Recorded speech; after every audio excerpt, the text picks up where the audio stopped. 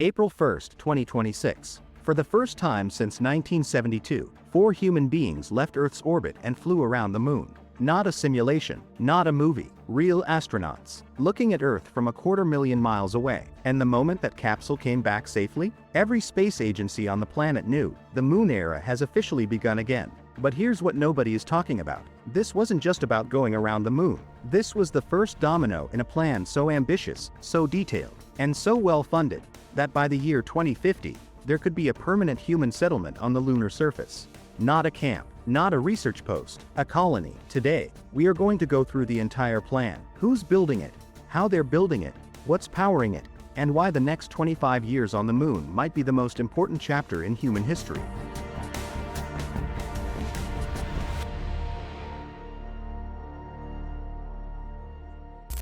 Before we get into the plans, we need to understand why everyone is suddenly racing back to the moon after a 50-year gap. The short answer? We found something.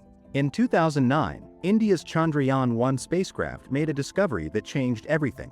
It confirmed the presence of water ice on the moon, specifically at the lunar South Pole, locked inside permanently shadowed craters where sunlight has never reached in billions of years.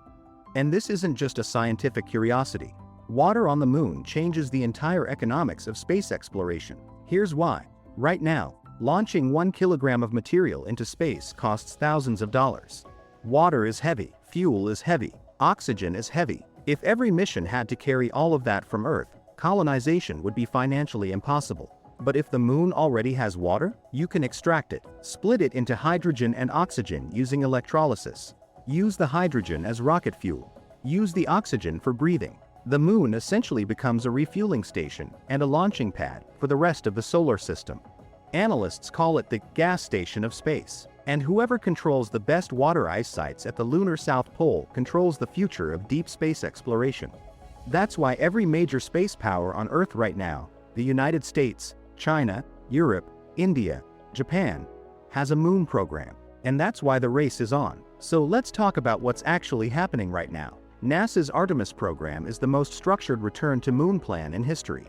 And after Artemis I's successful lunar flyby in April 2026, it's no longer a future plan. It's an active mission sequence. Here's the roadmap. Artemis III, planned for late 2027. This mission will test SpaceX's Starship as a human landing system in Earth orbit, a critical dress rehearsal for the actual surface landing. Artemis IV, targeted for 2028. This is the one. First crewed lunar landing since Apollo 17 in 1972. Astronauts will land at the lunar South Pole, a region no human has ever set foot on, and they will begin the first surveys for water ice and base construction sites. Artemis V and beyond, starting late 2028, NASA plans yearly crewed lunar landings from this point forward. Each mission builds on the last. More equipment, more infrastructure, more permanent presence. And in March 2026, NASA announced something that made the entire space community pay attention, a $20 billion plan called Project Ignition, a multi-phase roadmap to build a full lunar base near the South Pole by the early 2030s, with habitats, pressurized rovers, power systems, and the infrastructure needed for humans to actually live on the moon, not just visit. Now, here's where the engineering gets genuinely mind-bending. Because you can't ship construction material from Earth, the cost would be astronomical, literally. So the plan is to build the moon base out of the moon itself. This is called in situ resource utilization, or ISRU, and it's the key to making colonization actually affordable.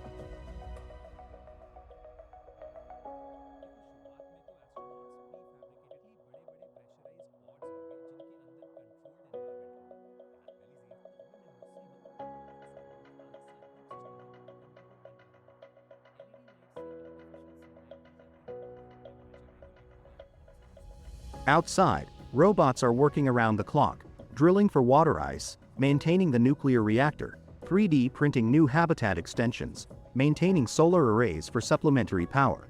Communication with Earth has a 1.3-second delay each way, manageable.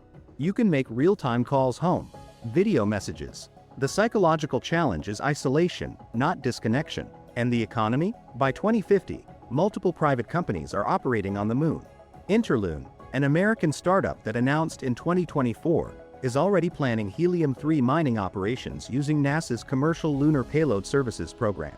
The moon has transitioned from a government project to a commercial frontier. Here's the honest reality. Moon colonization by 2050 is ambitious. There will be delays. There will be failures. There will be missions that don't go as planned, because space doesn't negotiate with timelines. But the difference between today and every previous era is this. There are now multiple nations, multiple space agencies, and multiple private companies, all independently working toward the same goal.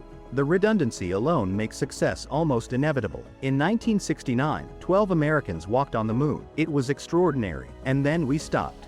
This time, we're not stopping. The South Pole base comes first, then the infrastructure, then the economy, then, eventually, the people who are born there. The first generation of humans who will look up at night and see Earth the way we see the moon, as something beautiful, distant, and home to someone else. We are the generation that gets to watch this happen. The moon isn't just a destination anymore, it's the beginning.